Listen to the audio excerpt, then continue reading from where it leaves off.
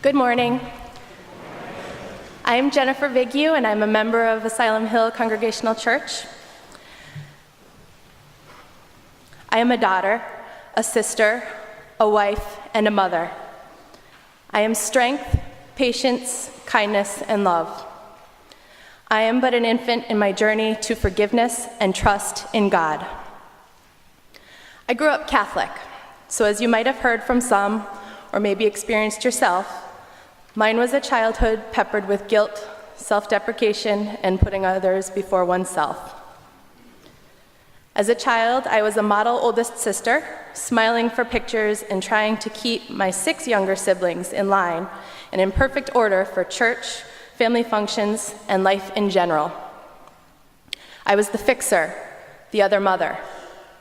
At 9 years old, I became co-owner of a secret that had potential to tear apart my already dysfunctional family.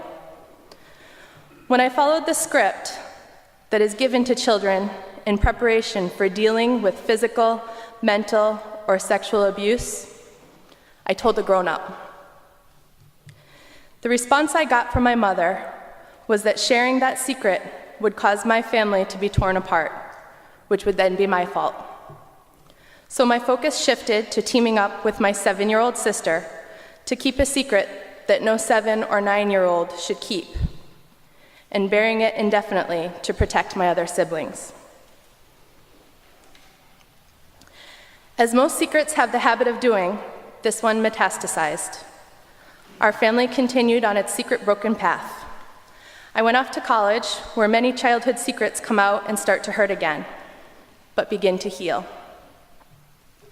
Swapping war stories, my girlfriends and I bonded and found comfort in each other. Seeing and hearing all the stories of pain and suffering, I moved away from God. I stopped going to church. I misplaced my faith. I felt that I was the one person in the world who I could trust. I was the only one who could protect myself. Fast forward into my late 20s. I successfully made it through the beginning of my chaotic life and pretended my life into semi-normal. I met my now wife, Kate. As our friendship, love grew, I trusted her. We took care of each other, we loved each other, and we decided to start a family together. During the process of starting a family, we experienced heartache together, losing multiple babies through miscarriages and not experiencing things the way it's supposed to be. I challenged God. Why? I asked. How? I asked. Please? I asked. And through that simple discussion, I began to find my faith again. Through the loss of my first babies, I found the love of God, telling me that I am not the one who can protect myself from pain, and neither is my wife, and neither is God. Pain happens. We can't prevent it. We can only love through it.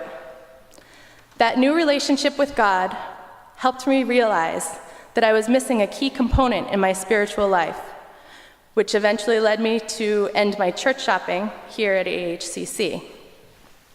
It also helped me, at the time, separate myself from my parents to gain the strength I needed to get through more fertility treatments, 10 weeks of bed rest in a hospital, 19 days of waiting for my twin babies who were born 2 months early to join us at home when they were in the NICU.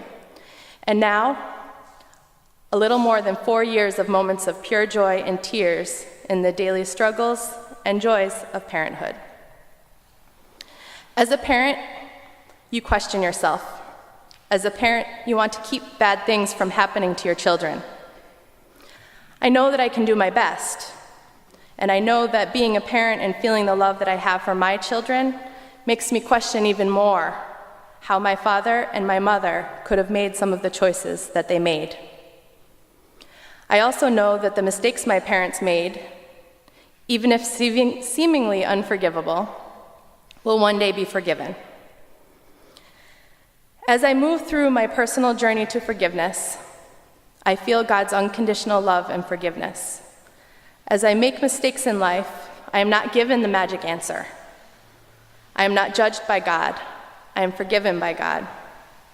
My journey to forgiveness is in its infancy. I am pretty good at forgiving the forgivable things, although my wife might disagree. But that isn't the point. The point is to forgive that which is unforgivable and make peace with oneself and with God. As I watched my babies grow into toddlers, and now preschoolers, I saw them learn to walk, toddling, wobbling, and falling down.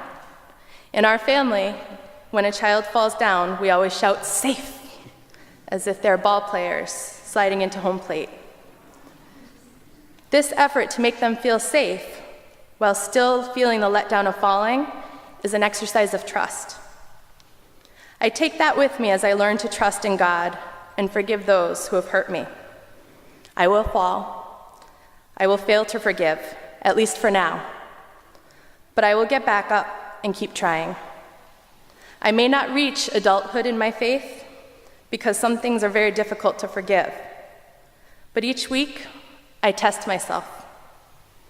I ask myself the question, am I ready? And even though I am not ready to take the steps to full forgiveness yet, I have started the conversation, and I am growing and learning that I am safe.